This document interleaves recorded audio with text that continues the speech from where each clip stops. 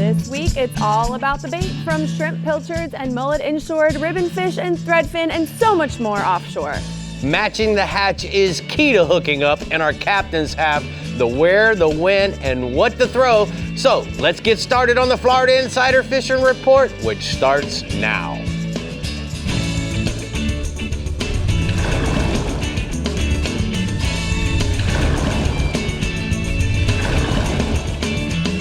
Welcome to the Florida Insider Fishing Report, presented by Yamaha. Welcome back to the Florida Insider Fishing Report. Rick, this week we're talking about something every angler needs, but sometimes takes for granted: the bait. And Rick, you know, you can have the best rod, the best reel, and loaded tackle box in the world, but if you don't have the right bait, you're not going to catch fish. You're absolutely right, Brie, and that's what's so neat about Florida. We've got 9 regions, we've got 9 experts standing by to give you the 411. Yep. But more importantly, what is amazing is how different the bait can be on all the different regions. Going to be really a good show. Exactly. All right, well, we have a lot to get on with, plus saying hi to our friend from Black Oak LED, who we'll be talking with a little bit later. But let's give a quick howdy to Dave at the CCA Workbench. Howdy, Dave. How you doing? We have a water feature actually this week. Ooh, lovely. Water feature. Yeah, I'm going to put one of these in my house, I think, so that it'll keep me, you know, when I'm trying to sleep, that relaxing, meditation. Yes. you know, waterfall going. There we go. We're meditating with the waterfall this week. All right, well, we're all about the bait in the Costa Vieja Lodge Southeast region and have sabikied a many aboard the Thomas Flyer. So, Captain Jimbo, put us on the patch. You got it. You know, lots of bait equals lots of fish. And here in the Southeast region, a block of chum, couple packs of sabikis, a cast net, or a pocket full of cash is all you need to fill up that live well. There's plenty of great spots to catch bait throughout the region. Got the Blue Heron Bridge in Lake Worth, any of the fishing piers along the coast, in and around all of the inlets, navigational markers, and buoys, and around the numerous bait patches. Now, these baits do move, so they might be in one spot today, another one tomorrow. Sabikis are the preferred method for catching threadfin herrings, pilchards, goggle eyes, sardines, cigar minnows, blue runners, speedos, ballyhoo, and pinfish. And the chum will usually bring them close to the boat fairly quickly. About the only time we use the cast net is on pilchards, mullet, and ballyhoo. And also the hook and line baits, they keep in much better shape than the ones that are cast netted. And you do want to use a de-hooker, keep those bait lively, and it also helps save your hands from those sabiki hooks. And, of course, a good-sized bait well with lots of water flow will help keep those baits alive for days. We also like to keep a couple of fresh bonita in the cooler, and we use those for cut bait for dolphin, or we cut strips out of them to troll with. Now, I got a photo here, and this is Jim Capt, a good customer of ours, fishing aboard the Thomas Flyer with us. And every morning on the way out, we stop and catch live bait. And sometimes you get 5 on a sabiki, sometimes you get 1. 1 at a time works just well for us too. All right. But in short, bone fishing remains hot on the flats of South Biscayne Bay. Bone fishing has been best first thing in the morning before that water gets too warm. On the outside flats from Ragged Key, South Angelfish Creek, tailing fish have been right up along the shoreline early in the morning and on the higher stages of the tide. Then the inside flats from Caesars Creek to Broad Creek have also been holding schools of bonefish that can be found mudding on the flats that have good tidal flow. Most of the fish are being caught on small live crabs, but a decent-sized live shrimp will work, along with quarter-ounce pink or brown skimmer jigs and crab pattern flies. Got another photo here. This is William Flynn with a nice Biscayne bonefish, and he's been catching a lot of them, too. Good for him. All right, let's go offshore. Moving offshore, dolphin fishing has been anywhere from good to excellent, depending on how lucky you get. Most of the fish are being found anywhere from 8 to 20 miles offshore around scattered weed lines, floaters, and under birds. And if you get lucky enough to find a good floater, most likely you're going to have a great dolphin fishing day. Once we do find the fish, we've been pitching small live baits, blue runners, pilchards if you have them. You can also sabiki up some bait around anything floating. So have a sabiki ready if you find a big weed patch to get some live bait. And it also seems that they've been biting a little bit better later in the day. So the mornings have been a little slow. Then towards noon, we start seeing more birds. They start popping up. and most of the fish have been easy-sized keepers with some larger ones mixed in. And then the nighttime snapper bite, still going strong. Still plenty of mangroves in the 2 to 5 pound range, along with muttons and yellowtails mixed in. Any good reef bottom and 40 to 80 feet of water has been holding fish. You want to fish a knocker rig with just enough weight to hold bottom, 1/0 to 3/0 hook, and 30 to 40 pound mono or fluoro leaders. Best baits have been cut bonita and sardines, or live pilchers and goggle eyes. And more often than not, the pilchers and goggle eyes are coming up in the lights, and you can sabiki those up, put them back down for bait. And most of the larger fish have been eating those fresh caught live baits. All right, thank you for getting us started, Jimbo, from the Casa Vieja Southeast region. We're going to go ahead and take a look at the ACR hotspots from the Southeast region. Jimbo says, inshore, look for the tailing bonefish early in the morning on the flats of South Biscayne Bay. And then offshore, look for the mahis around anything floating offshore in 15 to 20 mile range. Pitch live and cut baits to those mahis. Alrighty, well, next up, we're throwing our nets into the Black Oak LED Keys region as many times as it takes to be prepped for the day with Captain Ridge Murphy. Talk to us, Ridge. You know, here in the Black Oak LED region, when it comes to bait, you got to get more of it. If you ask Chris Trossett down in Key West, the first thing he will say about bait is you can never have enough, and I couldn't agree more. At times, it can be more important than the fishing itself, and others, it can be the hardest part of the day. Preparation is your friend. If you have access to keeping bait in a bait pen, R&R has pens that you can buy online at rnrtackle.com. During the fall and spring months, guys will hook and line catch baits with sabikis like threadfins, herring, sardines, cigar minnows, pilchards, and goggle eyes.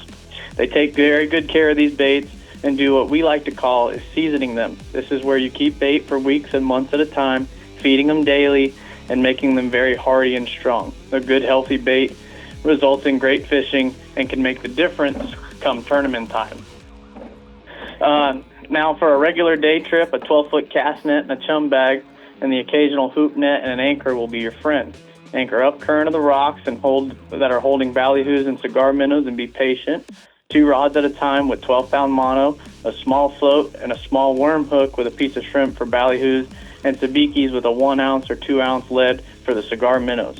Make sure to have an R&R hooker ready for the bait to hook them off into the live wells without touching them. Then once the school gets in range, you can hoop net or cast net them, but remember you're only going to get a few shots, so make them count. When the ballyhoo net boats move in and makes it harder to find the ballyhoos, guys will shift gears and start looking for pelicans. And with the pelicans, you're going to watch them when they're diving and picking on the schools of pilchards and watch closely to the direction that they're moving, idle around, and try and mark them with your depth finder. It'll look like a fuzzy rock on your screen. You're going to want to sabiki or throw the cast net behind the motors and give it time to sink. If you have a hard time catching them, then you can also throw sand, and that will help put the cigar minnows in the net too. Personally, nothing is better than a hand-caught sabiki rate.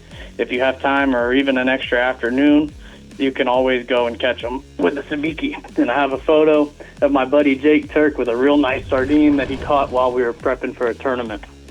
All right, what else you got for us? I spoke to Captain Justin Miller off the Real McCoy out of Bud and Mary's, and he says that the tunas are chewing on both humps, but mostly the west hump. Take your time at the bait patch and get lots of pilchards, and look for the tuna birds and watch your depth finder for the marks and start bump trolling into the current and chum heavy and use 2 rods at a time, free lining baits hooked in the nose with an Eagle Claw live bait J-hook and 1/0 or 2/0. When you get tight, try to stay on the fish and keep them away from the sharks. And I have another photo of a bunch of pegs of mahis and tunas full from the Real McCoy out of Bud and Mary's. Nice. Let's go inshore, Spoke to bub. Captain Jake Turk, and he says that he's seeing lots of bonefish all up and down the Keys with the occasional permit shot. You're going to want to pull on the top of the flats with the current, looking for mutters and tailors, and stop the boat short of the fish and throw live shrimp up current of the fish and give them time to find it. You can also throw bucktail jigs in tan or pink or shrimp pattern flies, just like Jimbo said too. I have a photo sent in from off of Instagram of David Sager with a bonefish that he caught in Key Largo. Also, we talked about this the last few weeks, and the snook fishing in Florida Bay and the Upper Keys has been pretty good. The fish have been in the moats and the potholes and the clean water, and look for the mullet muds and work the clean side of the mullet muds. Throw light to medium light 7-foot Fenwick spinning rods with 3,000 or 4,000 size Penn spinning reels, loaded with 8 to 15-pound braided line and a 30 to 40-pound fluorocarbon leader, with a Bass Assassin 5-inch jerkbait or 4-inch sea shad, and even the P&V will work. Colors that have been working lately have been the Bone, the Electric Shiner, and the Flamingo Flash. Have been working really good the last few days, and I have a photo of my buddy Keith with a nice snook that we caught on a Bass Assassin 5-inch jerkbait in Flamingo Flash. All right, bub, thank you so much. We're gonna go ahead and take a look at the Scientific Angler hotspots from the Black Oak LED Florida Keys region. Inshore snook fishing in Florida Bay on the edges of the flats. Work with the tide, look for the mullet muds, throw Bass Assassin paddle tails in the holes in the moats. And then offshore, the tunas on the humps chum heavily with pilchards. Use small eagle claw live bait hooks hook them through the nose and free line them back as you bump into the current. You know anything about bumping into the current? It's a good tip, actually. Yeah, I've been bumping in the current all summer long. That's right, you have. Right. Come all on right. with a bump. Let's dive in and see what tournaments are going on in the Florida Keys. First is the Fall Backcountry Fly Championship, where anglers compete October 3rd and 4th in Islamorada to catch the most inches of snook and redfish on fly.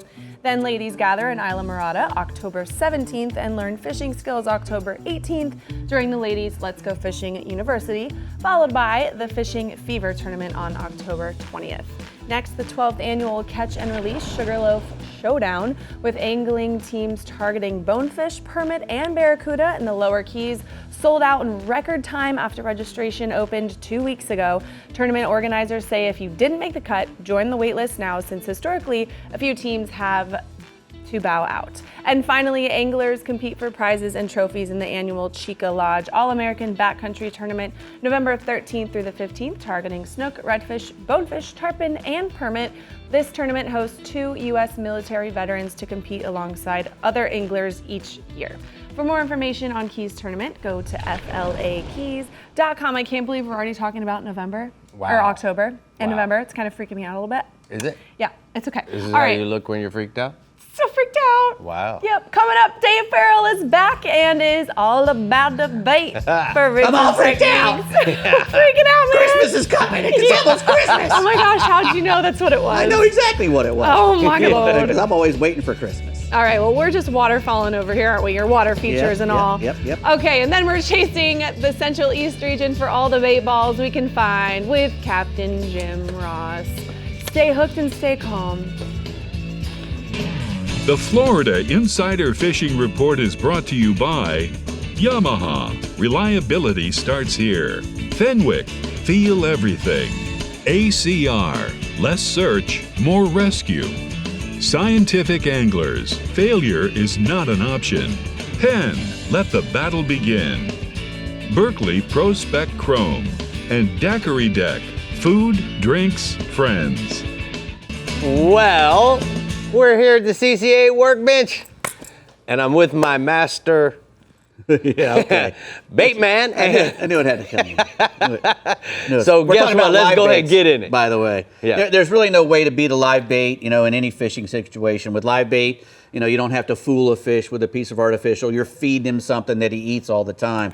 So I know a lot of guys will say, "Oh, I don't really want to catch a fish on a live bait because I'm not really angling." Well, that may be true, but sometimes when you want to catch one and you got to catch one, live bait. Live bait. It's the thing to use. You can't beat them. Shrimp, pilchards, sardines, herring, crabs, all these things these guys were saying. Even eels, tunas. I used a lot of tunas for bait. Right.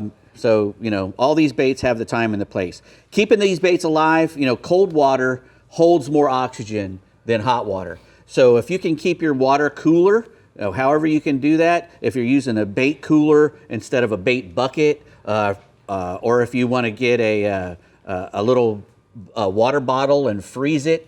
So they have the ice packs that we freeze? Correct. They work. And as we well. lay them because they float. And so the bubbler in the live well, guess what it ends up doing? Right. You know what I mean? It makes it Right. nice and cool. Well, you want to turn that on? Yeah, I will in a second. Bait okay, cooler, sorry. a bait cooler like this, a bait cooler with latches and everything. It'll keep the water cooler than a bucket. So this angle right here is my tried and true. I use this thing. As you can see, it's been beat to hell. I use it all the time. And I've kept a dozen pilchards alive for 2 days in this studio. Because you keep the water cool. Exactly. It slows them down. Correct. Perfect. And they work really great. Bubblers, you know, all these have bubblers on them. If you've ever used a bubbler, you've probably used one of these. The marine metal products. Fishing products. Yes. They sell tons of bubblers.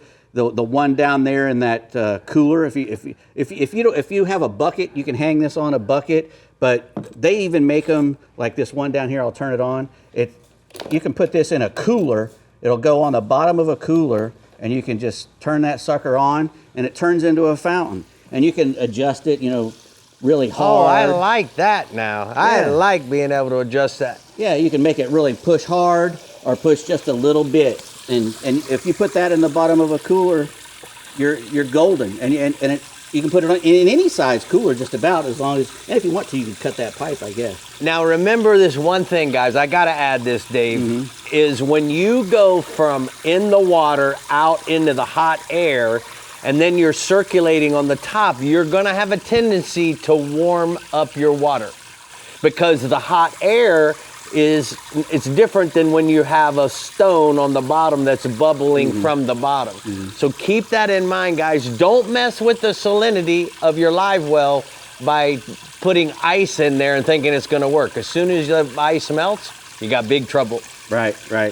And you know, this is they make all these now. This is a bubbler as well, an Engel bubbler, but these are rechargeable now. Used to you have to put D batteries in these things. Right. But hey, I just turned it on. It makes, you can see it bubbling. Oh there? yeah, I see it. But it makes zero noise. The older ones, you know, you can hear that. Yeah. And it's in your boat. You can hear it all day. You say Makes a this lot of makes noise. zero noise? This one makes zero noise. Yeah, we're gonna name that one Nicole. They're very, very good to have. You know, to catch these baits, sabiki rigs, obviously, if we can catch the baits with a hook and line, they're going to last a lot longer than if we throw a cast net on them. Right. When you throw a cast net on a bunch of bait, knocks off their scales, their slime. It's pretty hard on them. You know, their little noses get caught in the net sometimes, so they get beat up pretty good. And they're great for pilchards and other hardy sardines and whatnot. But if you can catch your baits with a hook and line, they're gonna last a lot longer. When I fish for tunas, I like to use Clark spoons. Right. Single hook Clark spoons. Do you mash the barb down? Sometimes I will. If I start ruining a lot of baits, I will. I'll use a little plug, and I'll take the treble hooks off and put single hooks on. The single hooks don't mess with their gills and make them bleed. Right. Once a bait's bleeding, go ahead and throw him in the ice, and maybe we can cut him up for other baits. But if he's not bleeding, he can go into the bait tube, or put him on and let him put him back out. Don't drop the baits on the deck. That's why we have D-hookers. Correct. Use the D-hooker. And here's a tip: when you're using the sabiki rig, right? A lot of guys will put a 1 ounce weight, a 2 ounce weight. No, put a 5, 6, or 8 ounce. Make that sabiki stretch way out. A lot of times you'll pull in your sabiki rig and you'll see where there's 2 hooks together. Those had baits on them. Right. And they got together and de-hooked themselves. Correct. If you have a really heavy 5 or 6 ounce weight on the bottom and you're dropping to the bottom, you will keep them all spread out and you will fill that whole sabiki rig up before you bring it up. Great advice. Instead of just putting 1 or 2 at a time in the boat. Yeah, because if you're catching goggle eyes or you're catching blue runners, they're strong enough to swim after they've on the quill to start swimming towards the boat, and then you get this tangled mess. Correct, and that big heavy weight, that 6 ounce weight or more.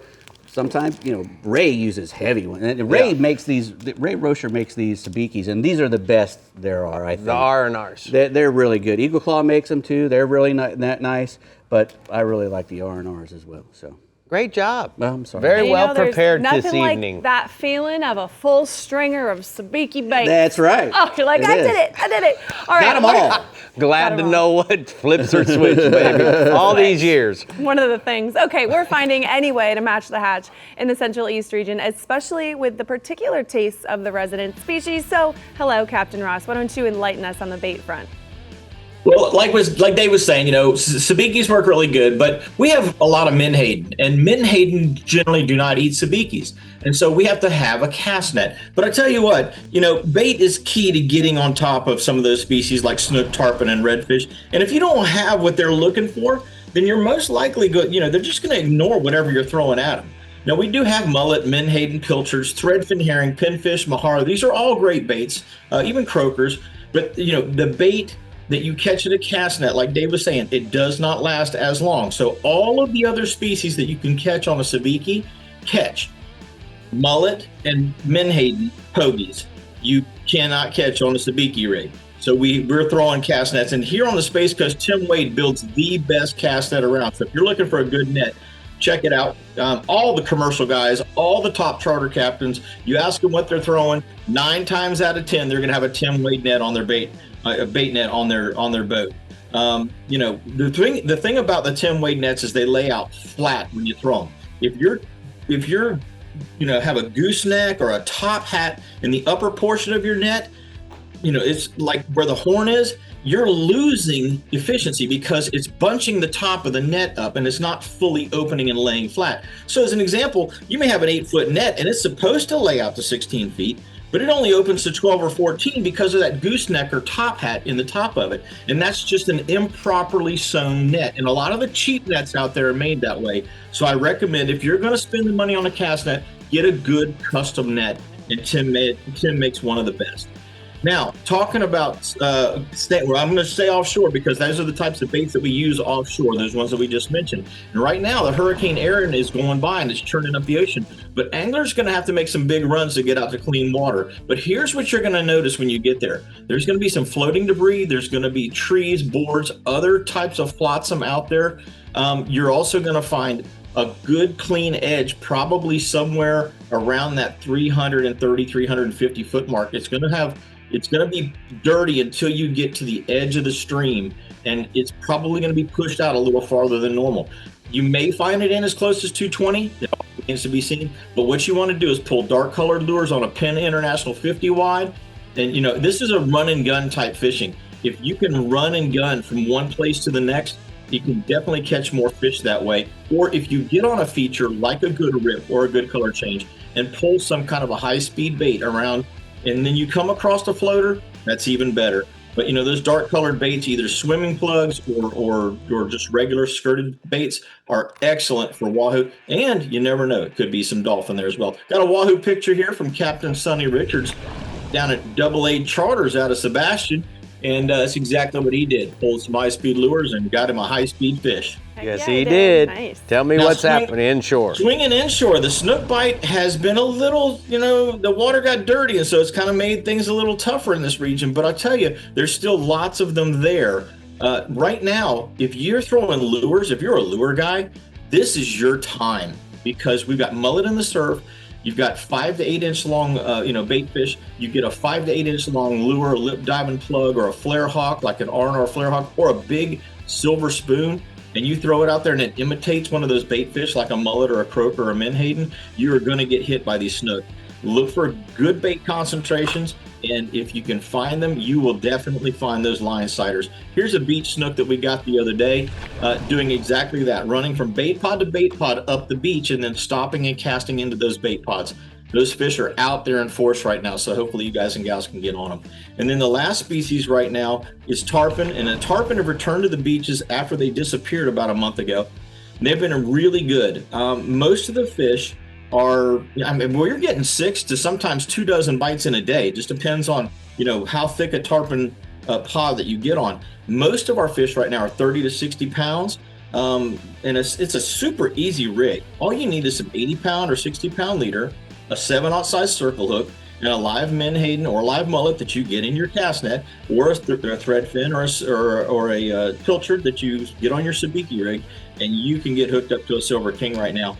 Hopefully the hurricane subsides, these swells subside, and the fall mullet run should start to kick into gear right after that happens. So get ready, because the tarpon fishing is going to be off the charts the next couple of weeks. And if you like catching tarpon, right now is the time to be there. From now until mid-October, we are going to be catching fish just like the one in this picture. Nice, Jim. Well, I want you to know that this pretty girl standing beside me and myself, we like catching tarpon, so we might have to come see you soon. Come on, let's go do it. All right. It's not a lie. All right, bud. Well, thank you so much. We're going to go ahead and take a look at the Rodan Marine Systems hotspots. Jimmy says, in short, the bluefish along the beaches cast a 1/2 to a 1.5 ounce silver spoon around the bait pods in the surf for bluefish to 4 pounds, and then offshore troll around the rips and temperature breaks for a mixed bag of blackfin tunas, dolphin, and wahoo! Well, here's a good question, right? Yes, please. What's the best bait to catch a star-tagged redfish? Anything that they'll bite. Okay, well, according to the winners, it's been shrimp, both live and dead. And here's another hint to catching a tagged redfish. Plan your fishing trips to Punta Gorda, Englewood Beach, and Citrus County. Each county has 8 tagged redfish in their coastal waters. That's double the number of other counties. Charlotte Harbor has produced 3 winners in the last 10 years, and Citrus County has had 2 winners. All of them took home a new boat, motor, and trailer package. Remember, this year you can use your own measuring board, but it must have the star identifier in the photos. You can grab one at any West Marine store or distribution location listed on the Star website. Star is not just about catching a tagged fish. Any saltwater fish could be a winner in the CCA Florida Star competition presented by Yamaha, but you must be a member and registered for Star before you hook and land your fish. Go to ccaflstar.com for more info and your shot at winning a share of $500,000 in prizes and scholarships. If I could speak another language, I'd be Wow. saying it super loud like this. All right, coming up, we're getting the bait you need with the bite you want in the Alta Equipment East region, plus saying hi to our friend from Black Oak LED. And then we're seeing what the Northwest region captain, Jeff Hageman, is baiting us with. We'll be right back. The Florida Insider Fishing Report is brought to you by Powerpole, Total Boat Control, Berkeley, Your Fish, Our Science, Bahio, Blue Light Blocking, Radically Clear Polarized Fishing Sunglasses, Guy Harvey, every purchase helps support the health of our oceans and marine life. Penn, let the battle begin. Kubota, together we do more. And Heroes on the Water, paddle, fish, heal. Well, as you can see, joining me now is Randy Powell from Black Oak LED. You know, Randy, we came out with a new camera just recently in living color, and I can't wait for you to tell all our viewers about it. So why don't we go ahead and just get started? Well, hey, Rick, thanks for having me. You're welcome. Really appreciate it. You're welcome. It's been a good time here. So my name's Randy with Black Oak LED, and we provide solutions for your nighttime navigation needs. Right. So we're here to help, get you home nice and safe when you're out there at night. So why was it so important to go from a black and white camera to color? So we felt going to a color camera, it's just a newer technology, and it's more of what your eyes are used to seeing. During the daytime you're seeing in color, why not see it at night?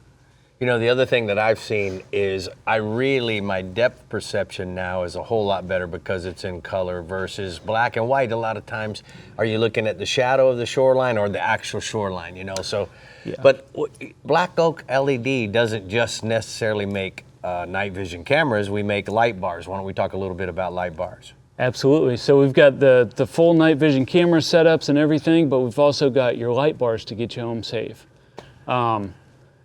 You can take, for example, our low pro light bar here. Right. Here's a video of it in use. It's fully dimmable. So you don't have to run this to a dimmer switch or anything like that. It's internally dimmed. So if you come into a harbor, you dim it down to about 15% power. That way nobody gets blinded, no one's yelling at you.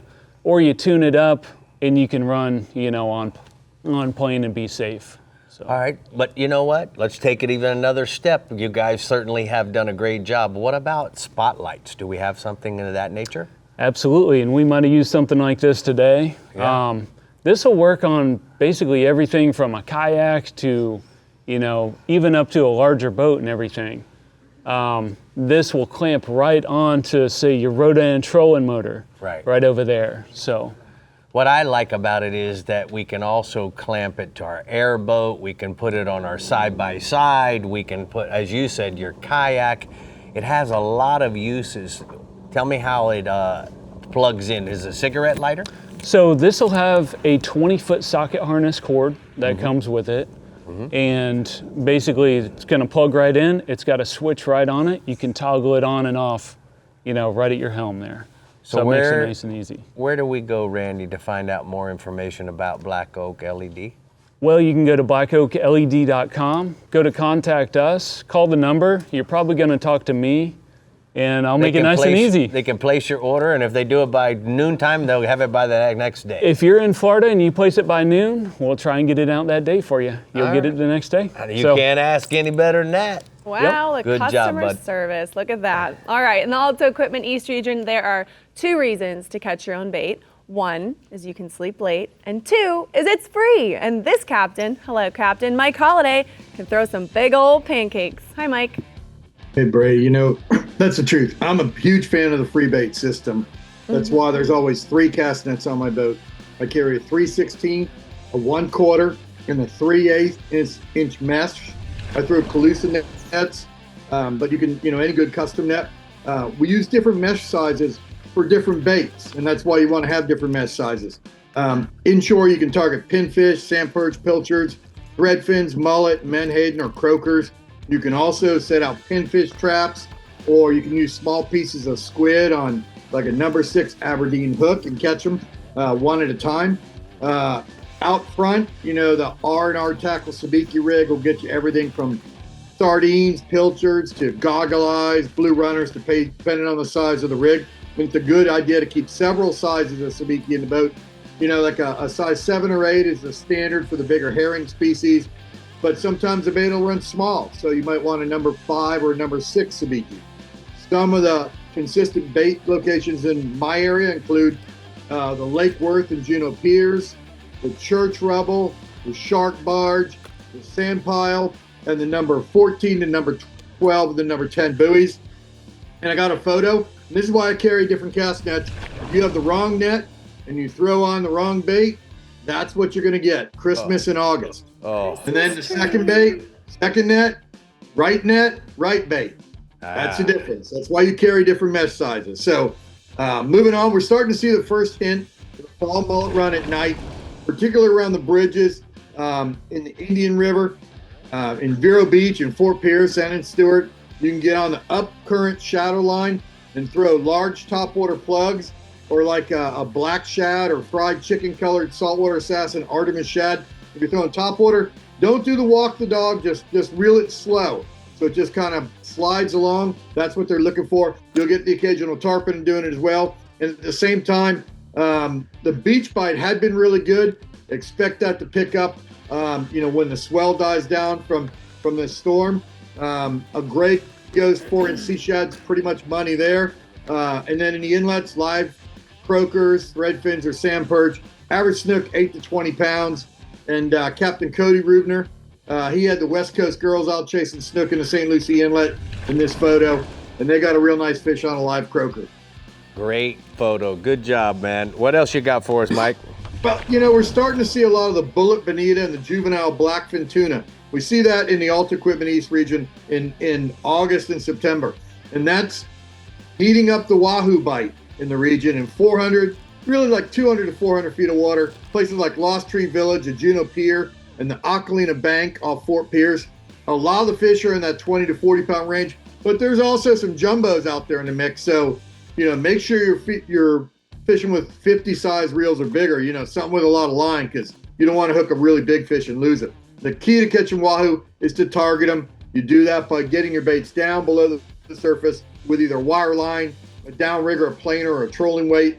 For baits, pretty hard to beat a double hook ballyhoo or mullet. with a red and black or purple and black wahoo magnet on it.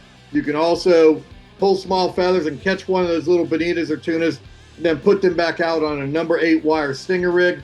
I got a photo of a wahoo from Michael Long. He got this nice fish in 240 feet of water just north of Jupiter Inlet, and he got that on a ballyhoo with a red and black lure combination. Nice. The other thing we got going, this swell from Hurricane Aaron it's going to stir the waters up really well offshore. That's going to ramp up the mutton snapper bite in places like the 80 and 90 foot reef off Juneau, the Loran Ledge, the 6 Mile Reef. When we get these big swells, it really murks up the water. That makes the fish more aggressively hunt for their food, so they're not as line shy or leader shy. And then as soon as it gets fishable, you want to be out there on the reefs, dropping down a live or a dead pilchard, a cigar minnow, a Spanish sardine, put them out on 40-pound leader with 6/0 circle hook. You can also wear grunt plugs, ballyhoo plugs, a ballyhoo and jig combination, even jigging spoons. The muttons are going to be good, 6 to 10 pounds will fish to 15 pounds or more. Captain Charlie Stuve of Jupiter, he sent me this shot of a nice mutton snapper. They got that in 40 feet of water off the church rubble, and that fish ate a cigar minnow. It sure did. All right, well, what about the bass? What do you think this storm's going to do to them? You know, hopefully it cools things down, and it'd be really nice if we got some rain from it. The water level in Lake Okeechobee's up a bit. It's up to 12.2 feet, but man, it's been blistering hot, and the water temperatures are in the 90s. That tends to slow down the bite. If we get some rain, it'll cool it off a little bit. I was talking to Captain Nathan Shellen of OkeechobeeBassFishing.com. He said the Dawn Shad Bike has been fantastic on the outside grass lines, places like Kings Bar, and also from like Indian Prairie all the way up to Tin House Cove. White spinnerbaits and that crystal shad colored Bass Assassin forward facing sonar shad, that's been money on the fish when they're in the grass blowing up. If they're in the open water, topwater plugs, or a chrome with a blue-black colored lipless crankbait, that's going to get your explosive topwater bite. And then the shad will shut off pretty much, pretty quickly once the sun gets up. Then it's time to work those same areas with a June bug or a black and blue colored RSB worm, or you can put a Texas rig worm and fish the isolated cattails in the same area.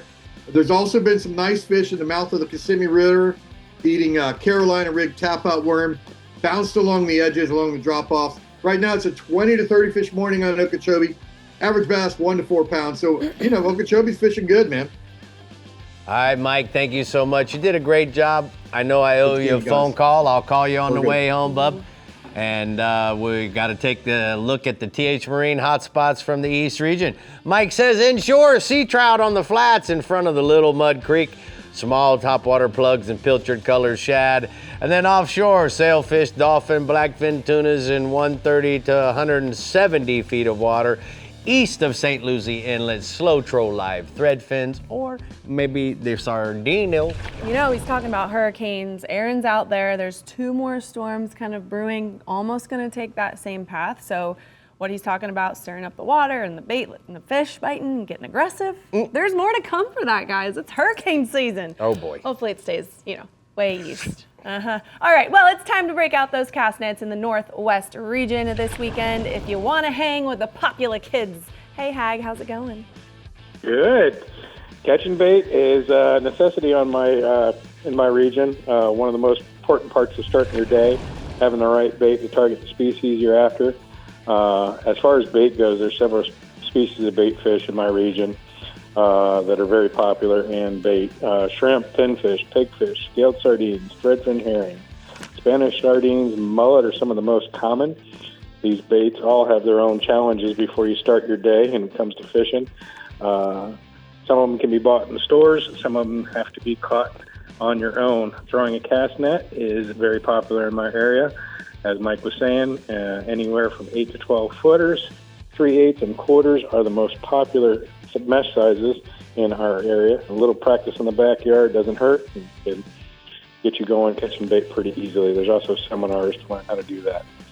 They can be caught on, most of the sardines can be caught on grass flats, bridges, piers. Chumming will help concentrate them and get you a nice well full of bait pretty quick. As far as thread fins go, sabiki rigs and blue runners are also caught that way off channel markers and hard bottom. Pinfish and pigfish can be caught in traps or on the deep grass flats or on hook and line. as far as pass crabs go, the outgoing tides on the new moons in the evenings will put out some pass crabs in all the passes in the area. And that's how you can go out there and get them. Just scoop them up with a dip net. And I got a photo here of our most popular bait, which is a scaled sardine, most commonly used in our region. And it's right next to a Berkeley juke to kind of match the hatch there if we want to throw some artificials along with that bait. Yep, looking good, man. All right, what else you Staying got? offshore, we got Captain James Kerr out of Crystal River. Heading just a few miles offshore of the rock piles and anywhere from 8 to 15 feet of water. They're absolutely loaded up with mangrove snapper right now, stacked tight to the structure, steady chumming. A nice chum slick will bring them right into casting range. Live shrimp, squid, sardines, and small cut bait fish on light tackle rigs with quarter-ounce leads or free line back has been his best method of catching them. Mangroves right now are running anywhere from 11 to 15 inches, and some a little bit bigger. Moving on inshore, Captain Jim Pollard with Big Daddy Sport Fishing reports a good redfish bite in the late afternoon, and low tides are in the sunsets right now and the moon, and the redfish are fired up late until sundown times. Also, the morning sunrise bite has been really good as that tide's coming up. Look for mullet schools to find the redfish. Cut and live bait are both been really effective. And I got a photo here from Captain Jimmy with a nice redfish. That looks nice. All right, what else? Any reports from north? I got some Steinhatcher reports. Captain Bobby Brady right now is reporting right now. Not much has changed. It's been hot, and hot from what she's been saying up there. Water temperatures are very high. The air temperatures are really high. Keep that in mind when you're out there. Drink lots of water, plenty of fluids. So the people out there right now are getting in the water and enjoying the water. So scallop season's still going pretty strong up there. They've been staying a little bit deeper, heading out on the outgoing tides right now. Almost low tide has been most successful, anywhere from 4 to 7 feet of water. Outgoing tide also keeps that cleaner water and the sediment from staying in there. So remember to fly those dive flags, and I've got a great picture from Captain Bobby herself with a nice limit of scallops. Oh, Nice. fun. All right, dude. You did a great report tonight. I appreciate you. We're going to take a look at the Discover Crystal River hotspots from the Northwest region inshore. Snook around the beaches and the passes. Use pinfish or sardines on the outgoing tide, and then offshore, mangrove snappers on the high relief structure in 30 to 70 feet of water. Cut baits and sardines on the knocker rig is gonna work. And you know what? I really appreciate it when we were doing the B-roll for the scallops, you helping me put scallops in my sack. I want to go Easter egg hunt with you. Okay. Chittum Skiffs will be hosting an open factory day in Palm City, Rick, completely open to the public. So bring the family and come see how these fine skiffs are made. Hitch a ride on a demo or visit some of the best guides, Rick Murphy, in the industry on Saturday, August 30th from 12 to 5 p.m. I think it's going to be pretty fun. It will be. It's going to be a lot of fun. You know, we'll be there filming. So come by, say hello. And Ridge and I will both be there, along with, you know, I'm The sure other best Dustin guys. Huff and Yes. all the dudes. I All can't the wait to dudes. see them. All the dudes. All right, be there or be square. Up That's it. next, Dave Ferrell is luring us in with all kinds of shiny things at the CCA workbench for Taco Shiny, Marine new Dave. products. They're shiny in their own way, you know? Yeah, some of them are shiny. Yeah, some of them are. This There one's we go. not shiny, but I think it's my favorite. It's shiny on the inside. And then we're seeing how the pros bait up in the Startron Central West region with Captain Jeff Page. Oh, we'll be right back. The Florida Insider Fishing Report is brought to you by Alta Equipment Company, where uptime matters. Ameritrail, load, launch, relax. Abyss Battery, power your pursuit. Rodan, set it, forget it, catch more fish. Discover Crystal River, Florida. Bass Assassin and Saltwater Assassin, best lures, period. And Black Oak LED, never be left in the dark. Well, it's time to troll the edge with Taco Marine's new products here at the CCA Workbench, Yes, Dave. sir. And we should just jump right in here. We got a lot to talk about. We So we're sure going to do. start right there with the Parts View OEM service kits. These are really great things that Parts View does. They come in 20, 100, 300 hour kits. So you can just buy the whole kit And if you know enough, you can just put it on, or you could watch a video. They have videos for every motor and stuff on the website to run you through the products and everything. What I love about them is they're a Southwest Florida company, and then they also provide all the OEM parts for Yamaha, Suzuki, and Mercury, for all the 4 strokes. Right. So the cool part is that when you buy this kit, this was a 100-hour kit. It came with a water pump. It came with the 2-cycle oil, the amount of 2-cycle oil that I needed, because they looked up the serial number, and that's all you got to do is tell them what your model number is. The serial number is what you give them. It give me spark plugs, oil filters, fuel filters, thermostats. Yes, gear lube, all kinds of cool gaskets, stuff. Everything you need. If your order is over $99, the shipping is free. And what's even cool is if you get into a jam and you're a little stuck, you can actually call a 1-800 number. They have technicians standing by to walk you through the issue. Love that. Now, if you guys want to order something, I need that. You can put in a promo code TexasInsider5. 5% off. And that'll give you 5%. Yeah, you can't beat that. Tell them Ricky sent you. Partsview.com. That's right. Get all that stuff. Next, we're going to do this little deal here. Sunny Sailor Captain's Classic Clear Mineral Lotion. Clear Mineral Lotion. Yeah, it's clear. certified organic. It's so I don't know what clear, that word was. I can't. Free from harsh chemicals, parabens, synthetic fragrances, dyes, microplastics, or petrochemicals. It's completely certified organic, formulated to nourish your skin without putting you, getting you in the sun there. Started as a sunscreen for children. I mean, you could put this stuff on babies. I mean, it's that innocuous. It really, and what it uses innocuous? Yeah, okay. It's harmless. It's you can put that on your skin. You'll soak it up. It's got olive oil, shea butter, calendula oil, and it uses zinc, which is the best there is, sun protection. So really cool little thing there. Sunny Sailor. Sunny Sailor. SunnySailor.com. I'm a Sunny Sailor. Yeah.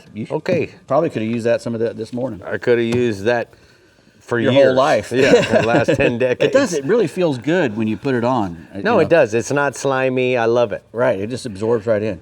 Next, we have some Gulp products. We got a whole bunch of them. Start with the paddle shad right there. All these have the extreme scent dispersion of the Gulp. This is the paddle shad, comes in 8 different colors. Nice bait fish profile, optimized nose for jig heads. Just a really great little paddle tail bait. Next, we have the turbo shrimp, 11 different colors. A great shrimp imitator. All of our guys have loved this turbo shrimp. Those little legs underneath, just jubilating and wiggling. Oh, he's using my word. I'm going to steal your word. Love you.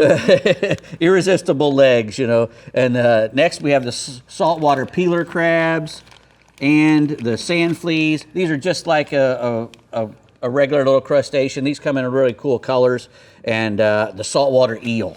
The eel. Yeah, you can't. I haven't seen this. Yeah, you can't really find eels very often, but this eel is a great bait because they're hard to get. And, have you opened this yet? I have not. I wouldn't open it because I would want to use that later. Okay. Anyway, those are really good. Next, we have the Aftco Expedition Backpack.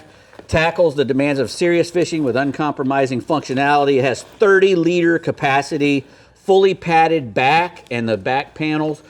So when you put this, you load that thing up and put it on your back, you're fine. Rugged Duraflex buckles, 7 specialized little pockets and pliers. Even has a place inside here for your laptop. Come on. Yeah, 12 inches wide. 12 inches, 19 inches high, and 6 inches wide this way. Aftco.com. Hey, I'm glad to have you back. Good job. I'm glad to be here. All right, Brie.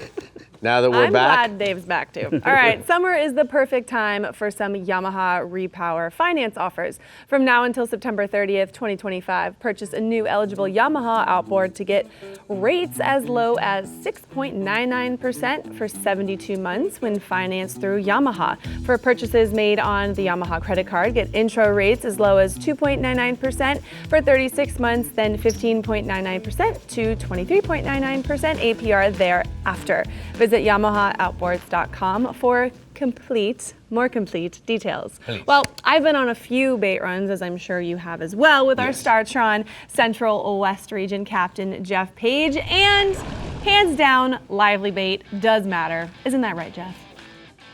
That is right, you guys, and I'm sure a lot of the other captains have been talking about it, but in the Startron Central West region, probably the number one bait, and I'm going to go over all of them, but it would have to be hands down the pilchard, and he's accessible some years 12 months out of the year, but always 9 to 10 months, and most of the time cast netting is the number one way to get that pilchard.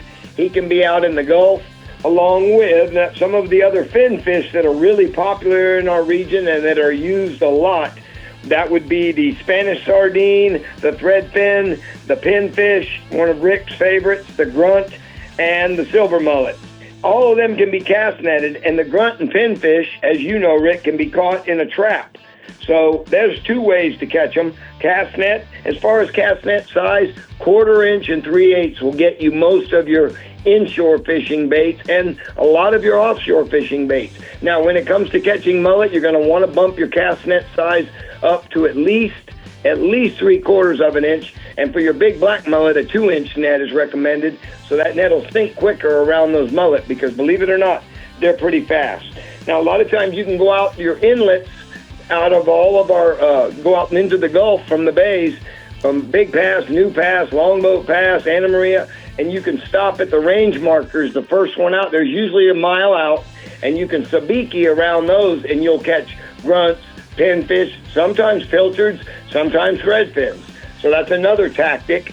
And then when you need crabs you can catch with traps, small box wire traps, and you can bait them up with a lot of different stuff, chicken necks and whole fish. If you did get a couple ladyfish or catfish the day before, put them in the crab traps. They work real good. And then also on the full and new moon tides in all our inlets, you can dip crabs probably 6 months out of the year, not year round. So the other times you have to buy them or go on patrol crawling around and look for them down in the grass flats. The other thing is, for a lot of the guys that don't have time to cast net bait or to, purchase a cast net, maybe they can't even throw one. We have bait barges just about in every inlet from Boca Grande to Egmont. And one of the most popular ones is right there at the Manatee River. And I've got a couple photos tonight of it. That's Captain Matt Bauer, and that's 941 bait right there at the DeSoto Memorial.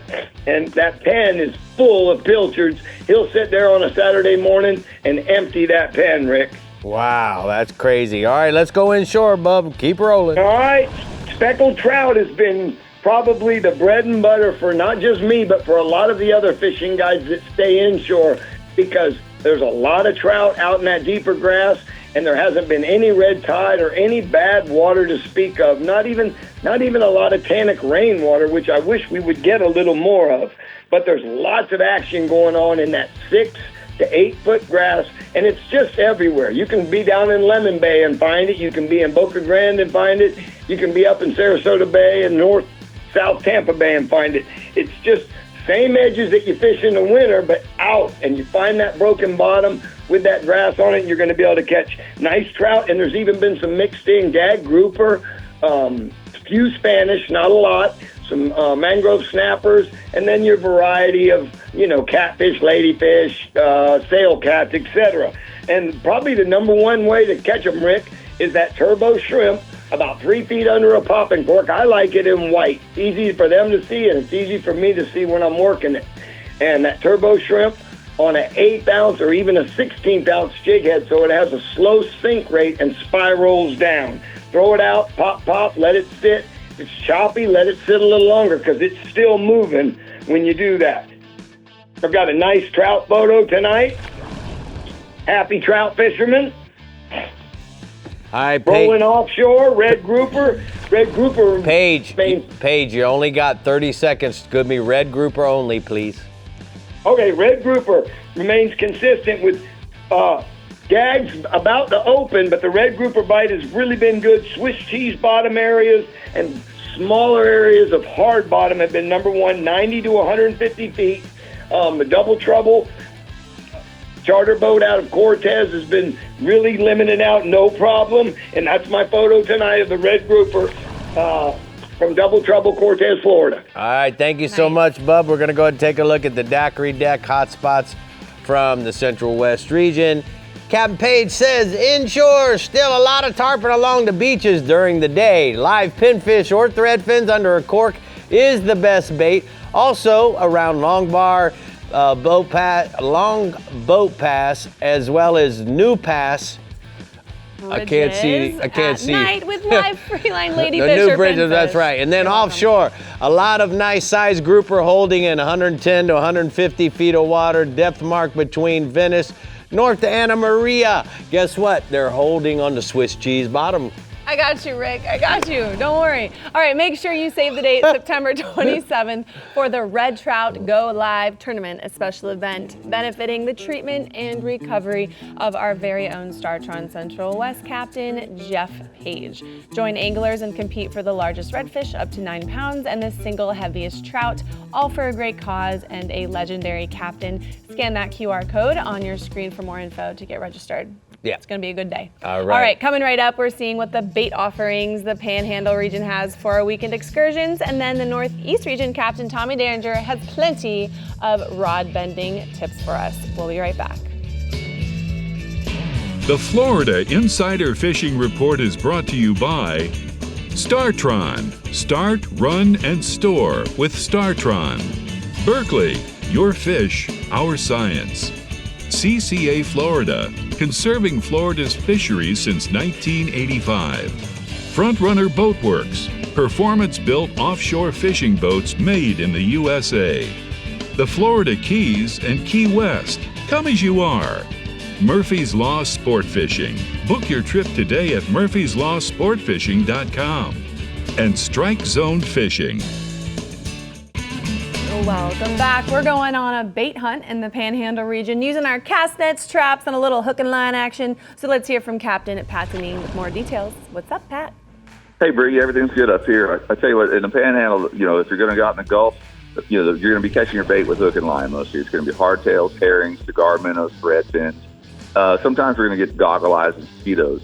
And generally, you're going to find them just outside the inlets. Over in Panama City, it's the jetties and the buoy line that you want to fish. Destin is the lip just outside the pass, and over in Pensacola, buoys are the Massachusetts wreck right there. And sabiki rigging is the most common way to get your bait. Although during the season, each of our inlets has a live bait boat selling minnows by the scoop. Inshore, live baits are going to primarily be shrimp, pilchards, pinfish, crocus, and menhaden. And the shrimp are store-bought, but the bait fish are caught in cast nets and traps.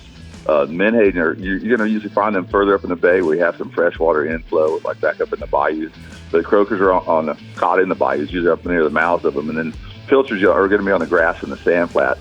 And it pays to have at least 2 cast nets, a 1/4-inch mesh net and a 5/8-inch mesh net. And at least an 8-foot diameter, but better yet would be a 10-footer. And there's a photo there of Captain Steve on your mama. He's a live bait guy right outside Destin. He's serving up a portion of cigar minnows at Destin East Pass. Nice. Yeah, and then Rick, man, I tell you, scallop season opened up last weekend. It looks like it's going to be a good season for them. And, at least it's starting out that way. Limits were filled up pretty quick up in the head of St. Joe Bay towards Presnell's and Black's Island. Opening weekend, there's a ton of people on the water. The weekdays have been reported much quieter. So if you're going on the weekend, get to the ramp early. And no matter what day of the week, you go. Make sure you have all your safety equipment and strictly adhere to the bag limits as they're being pretty strictly enforced. And there's a photo of Scott Ferrell of Baker, otherwise known as Mullet. He wade fished up that trout on the grass flats right outside State Park using Berkeley Gulf shrimp. So that's a good thing to do once you get your limit. That's right. Moving offshore, blue marlin fishing in the Gulf Bridge has been on fire this past week. Many boats had multiple releases. Captain Hunter Forbes, when they raised them up out of Sandestin, they fished on a 3-day trip. They went 7 for 11 on blue ones, and they raised 19 fish. So it's pretty awesome fishing. Most of them are getting caught. They're on the rigs doing the live bait thing with football-sized tuna. But quite a few fish are also being caught just trolling a spread of natural and artificial. And if you don't have the range for the rigs, there is some blended water out by the spur and to the east towards the Squiggle, north and west of the spur. It's been pretty green, but the bait is in there around the elbow. And even in that green water, there's some billfish being caught. There's photo of Captain Chase Lake and his team, his crew on the Team Supreme, and they're airing out their laundry. 5 blues and a white. That's a pretty good weekend. I'd say that sure is, man. There's a lot to world celebrate. class. All right, one Finally, to go. Yeah, kingfish, Rick. They should be on your radar if you're up here. There's plenty of them being caught. There's a good grade of them. Some smokers. It's a live baiting thing. Natural bottom, 80 to 90 foot of water. Slow trolling live cigar minnows and live herons.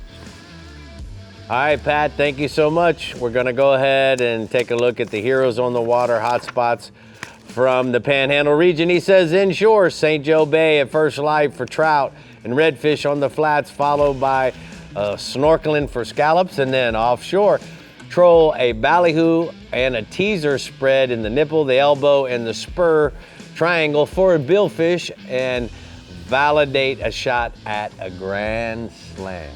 That would be very, very nice. All right, well, as we know, summer's fading so fast, but the savings are still blazing hot. It's the final days of the Skeeter Blazing Hot Summer Savings Sales Event, and until September 5th, you can save big with up to $5,000 in rebates on select models. Get this Skeeter boat you've been dreaming about across the popular bass, saltwater, and deep V lines. So visit your authorized Skeeter dealer today or go to skeeterboats.com for more details. You say I can get $5,000 off this one? Heck yeah. You need a boat? Yes. Oh, okay. Don't we all need a boat? Okay, so I'll call, see if we can get $5,000 off. Great, let's do it. All right, let's do it. All right, well, just Merry keep Christmas swimming to the to northeast region with Captain Tommy Derringer, where the bait is definitely going to want to swim down. Tommy, what's that from? Come on. Just keep swimming. You made me think of All right. you saying summer's almost gone, but Sorry, adult summer starts now because kids are back in school. So it's a win-win kind of thing. But hey, we got all the bait. We got bait on bait on bait here in the northeast region. Our year-round staples for inshore live bait are going to be, shrimp and mud minnows, and just about all of our inshore game fish will eat one of those or both of those. And a quarter-ounce jig head with a live shrimp or a mud minnow is going to be the go-to for redfish, trout, flounder, pretty much year-round. Now, there's all kinds of different baits to talk about offshore. You got frozen sardines, cigar minnows, and squid. Those are just a few of the dead baits that always get a lot of use for bottom fishing, for all kinds of snapper and grouper. And, of course, the kingfish guys are always on the lookout for menhaden, also known as pogies, at least in my region. The pogies have been a little hit or miss for really most of the summer, but holy moly, the pogies have shown up big time over the last couple of weeks. There's been a solid pogie pod in about 10 to 20 feet of water from north of the desert between St. Augustine and Jacksonville Beach all the way down to Matanzas Inlet. It might be a little different after, this rough ocean we've got going from the hurricane, but, man, there's a lot of pogies out there. There's also been the beginnings of the mullet run mixed in there as well. The tarpon, the sharks, the kingfish, they've been in those pods tearing those things up. Really, there's almost been too much bait because it's kind of spread those predators out a little bit. Now, if you're looking to bend a rod, you can just about always find something big around those pogie pods. Now, inshore, the finger mullet have been getting thicker by the minute, and all of our inshore species are going to be fired up to eat those mullet. I absolutely love this time of year as that mullet run starts to fire it up. It's a ton of fun. Now, offshore, a little further, the beeliners, they have been the go-to for the offshore guys over the last couple of weeks. Of course, this week, not a lot of guys are getting out again because of the ocean being rough, but I spoke to Captain Jimmy Laidler. He tells me that the bees are fired up in that 80 to about 120 foot depth. Captain Jimmy said cut squid has been the bait of choice. And those beeliners, they're on the bigger side, so if you're looking to fill the cooler, that's probably a great way to go right now. And I've got a picture here. Speaking of filling the cooler, Captain Jimmy Laidler, he sent me this picture of a nice haul some of his guys had aboard the Legend last week. Look at those wahoos. Nice. All kinds of stuff there, man. Now, moving inshore, man, I am stoked to report that the redfish bite is still going off throughout the region. Keeping on theme with the bait, the shrimp, man, they are so thick in the creeks right now, and the redfish are really feeding heavily on those guys. The low tide bite in the creeks and along the ICW has been fantastic. It's really been great all summer long, and it's continued to be great. We also had some kind of sneaky and some good flood tides this week with that passing hurricane. It's pushed a lot of water. We've had a lot of high water in the backcountry. Now, this weekend, we do have a high tide fairly early in the morning, so toss a top water like the Berkeley Jaywalker. That's going to be a great way to go. Look for schools of finger mullet along the grass lines. And, guys, if there's anything you can take away from this bait episode is that the bigger fish that you guys are trying to catch are going to be around schools of bait. And that's true both offshore and for inshore fish. And I've got a picture here. This is my man Eddie and his son Finn with a nice redfish that they caught with me in the North River in St. Augustine. Now, also inshore, guys, I got to talk snook again this week. The reports I've been getting have been outstanding throughout the region. My clients have been catching them as well. I'm getting reports of some big snook as far north as Jacksonville, and the snook are really chewing to the south end of the region as well. My brother, Captain Todd Derringer, he's been fishing around Pellissier Creek and the canals and the creeks a little bit south of there, all through Palm Coast. He's been on a great snook bite this week. The topwater snook bite around Pellissier has been on fire. Captain Todd's been targeting oyster bars and grass points, again, the ones that are holding those finger mullet. He's been using that Berkeley Jaywalker. Just a little south of there, the schools of finger mullet are getting busted along the seawalls on that early morning high water. If you net some finger mullet and then free line one of those mullet up against those seawalls in Palm Coast, I can promise you a snook or something like a tarpon, red trout, jack, something is going to smoke that mullet on that seawall, and it's a lot of fun to watch. And I've got one last picture here. My brother, Captain Todd Derringer, sent me this picture of his happy client with a big old Palm Coast snook that they caught this week. Way to go. Again, always win every week with the pictures. Appreciate all that. We'll go ahead and take a look at the strike zone hotspots from the Northeast region. Inshore, redfish on the low water in the creeks from Palm Valley to the Guana River. Lots of snook feeding on the higher water in the creeks and on the canals in Palm Coast. And then offshore, the beeliners, vermilion snappers in 80 to 120 foot depths on the reefs and wrecks throughout the region. You want to say something, Brie? I do now. Thank you very much. Just had to finish my Proshek meat stick first. Yes, you did. All right. If you're cruising around Florida, do it with a cause and rock the Conserve Florida's Fisheries license plate. Your $25 goes straight to supporting clean water, restoring habitats, protecting marine life, and teaching folks about our coastal environment. Get yours at your local DMV or online at redfishtag.com and have the prettiest license plate in the state of Florida. Yes. Yes. All right, we're switching baits out left and right when we come back in the Phillips Southwest region with Captain Ronnie Houston. But before we go, please come join us on set and be a part of our live studio audience. We have 2 more left in the season, and you still have time to sign up for our Wahoo show next week. So make sure you go to our website, and we'll see you soon. Oh, by the way, it's free. We'll be back. The Florida Insider Fishing Report is brought to you by Yamaha. Reliability starts here. Casa Vieja Lodge, 5-star angling in beautiful Guatemala. Fenwick, feel everything. Phillips, building the infrastructure that safeguards our future. Castaway Coffee, one taste and you'll be hooked.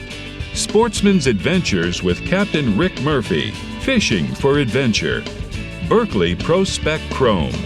And Taco Marine, master the catch.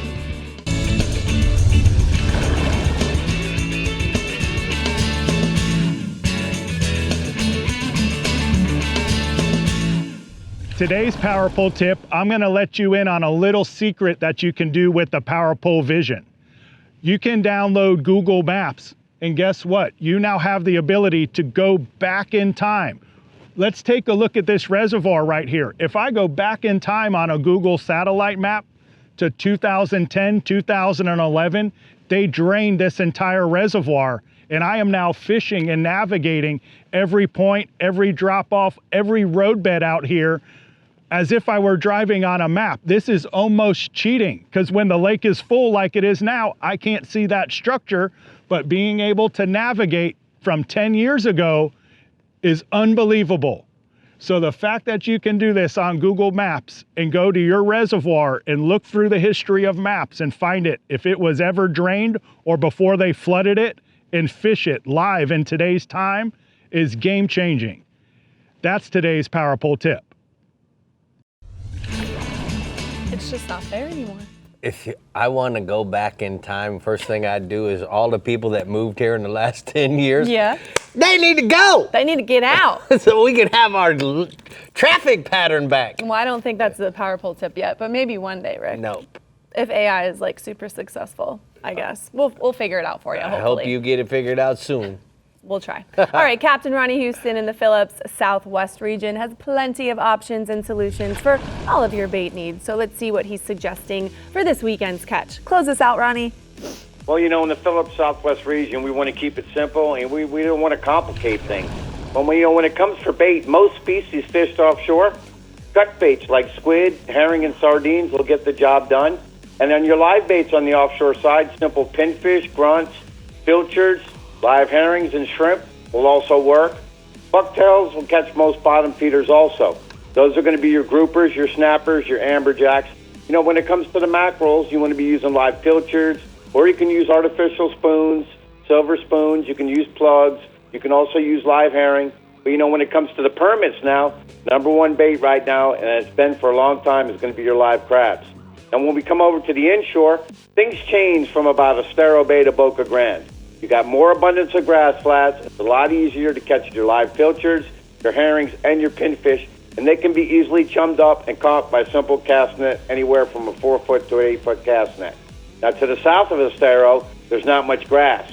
So what you want to do is, now that the water's clean, concentrate on your beaches, your passes, your wrecks, and your inshore flats are going to be the go-tos, especially for the pilchards, your finger mullets, and your herrings. Most used right now, as well as cut baits for most inshore species, like your snooks, your redfish, your trout. But when it comes to the tarpon, a variety of baits can be used for them. So you can use cut baits, live pinfish, live pilchards, herring, and a lot of guys in the last couple of years, especially up in the beaches and up to the north, crabs are going to be your best bait, either free-lined or under a cork. And I've got a prime example of a nice snook that was recently caught off the coast of Naples while using live pilchards. Nice. All right. Now we're going still on the offshore side, which in a couple of days I'm going to get to work this pattern. The red snappers. Now that bite remains consistent according to Captain Bo Johnson. Guys are still starting in depths of about 180 feet and beyond, moving around and watching your bottom finder. Now listen, you can start off at 180. You're going to catch a variety of sizes, but the bigger fish seem to be out in that 220 to 250 range consistently. But you also got to remember this. I've talked about it in the last couple of weeks. Alternating different baits to see what really triggers them and what the bigger fish might want. And those baits have been cut squid, herring, sardines. You can use live pinfish. You can use cigar minnows and herring, but always make sure you got plenty of weight. Current changes out there, anywhere from 6 to 10 ounces of weight will get the job done. And I got a picture of a recent red snapper, quality size, while fishing with Bo Johnson out in that 220 to 250 range. Wow, that's a good one. All right, let's go inshore, Bubba. Hotter air and water temps in the northern end, Pine Island Sound. You want to concentrate on fishing grass, potholes, and edges, right now in depths of 2 to 5 feet of water. Estero Bay area, your grass flats and potholes on the lower water, concentrating on your channel edges, and to the south, Whitehorse Key to Pavilion Key. Concentrate on that same pattern. Now, a little tip, early morning in all cases, start at about that 2-foot depth and work out to about 5 foot. Because as the day heats up, since those fish are going in, try to stay cool in the deeper water. Live pilchards and bass assassin 4-inch sea shads on 1/8 ounce to 1/4 ounce jig heads. And if you can't find them, simple bass assassin oval quick corks with soft plastics. But once you find them, try to be grouped up, simply power pull down. When that bite slows up, just keep drifting with the wind until you find them again, and repeat that pattern again. And here's a nice trout just caught while fishing with Captain Derek Daffin down in the Everglades. Last species is going to be the snook. Now, snook season is getting ready to open, guys, so listen to this. Fort Myers Beach to Charlotte Harbor, concentrate on fishing intercoastal docks and seawalls, both day and night. And the key to this is going to be, just make sure you got some good moving water. Doesn't really matter what the tide's going to be. Mangrove Points and independent islands, especially on your mid-tides, before the water gets too high. Now, from the south, Coon Key down to the Everglades, concentrate on your outer Gulf Islands, working the same pattern, but you might be chumming live pilchards to draw the fish out. Live pinfish on knocker rigs, and the reason I say knocker rigs is you want to keep that pinfish stationary in that attack zone. If things get tough and the water heats up, cut ladyfish and mullet on knocker rigs, keep the bait stationary, or on your lower water, top water walk the dog lures like your Berkeley J Walker 120 and Chrome and Bone. A little deeper water, concentrate on the Berkeley 4-inch turbo shrimp, and depending upon the depth of the water, 1/8 to 1/4 ounce jig heads, or 1/2 ounce to 3/4 ounce gold and silver spoons. And I got a picture of a nice snook release just recently while fishing with Captain Danny Latham up in the Port Charlotte area. So guys, as long as we got the good weather and the winds stay moderate, both inshore and offshore, plenty of opportunity to get out and catch them. All right, thanks for batting clean up there, Midnight, and you did a great job. Hit it out of the park just like always. Inshore, he says, redfish, bull, and turtle bay using live pilchards, pinfish, and cut baits at the high water along the deeper shorelines. And then offshore, permit Indian Key to Wiggins Pass, fishing wrecks, artificial reefs, and towers using live quabs. What crabs? Quabs. Like this one? Like that one. All right, we've just been all about Sorta. the bait because without that, you got nothing. So we hope to have helped you weekend nothing. warriors figure out what's on your next cast, but stay with us so we can tell you what we're cranking in next week on our next cast. I got nothing. All right, next week we're talking Wahoo, so make sure to tune on in there because we're gonna have a live studio audience and it's gonna be super fun, so make sure you sign up for that. You like wahoos? I like Wahoos. We're having the I love Ross. The Wahoos. Ross guys are coming in too. Oh, they are? They are. Oh, cool. All right, guys, well, it's time for Seize the Social, so let's dive on in and see what we found. All right, let's seize it.